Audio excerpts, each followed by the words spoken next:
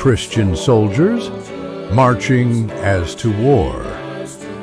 That was the melody in my heart as I resumed at the Tower of Blessing Parish, together with my dear wife, on the 7th of November, 2021.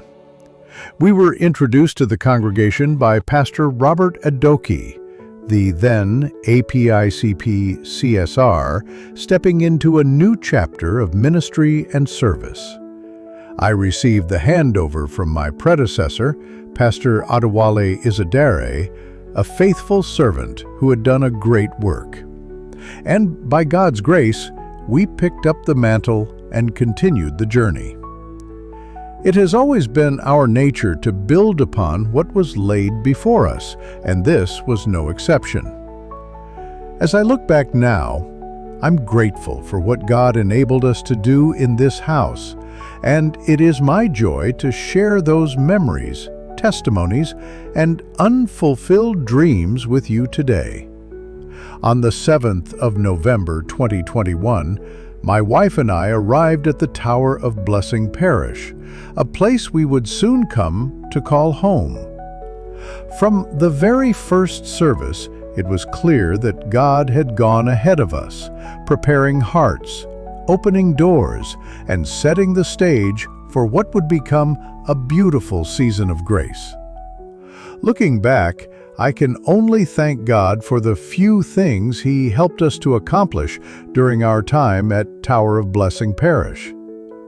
By His grace, we were able to upgrade the church multimedia department, moving from an analog system to a fully digital setup that greatly improved our worship experience and outreach capacity.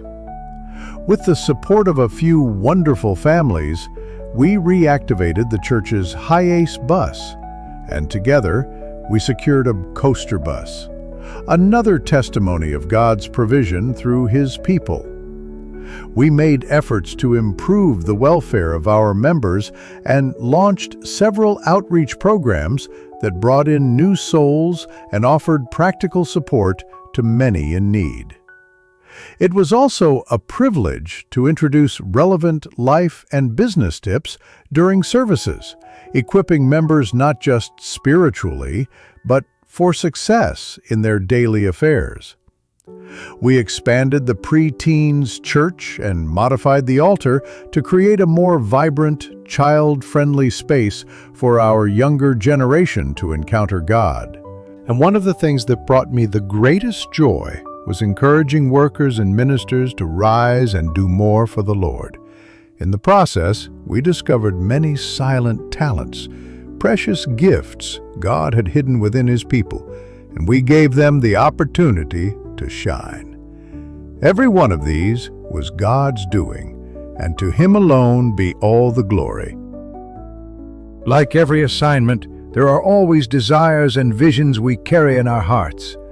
And for me, one that remained unfulfilled was the Workers and Ministers Retreat. It was my earnest desire to take the team away from the regular church environment, somewhere quiet, somewhere peaceful, where we could pray together, bond as one family, and be refreshed for greater service.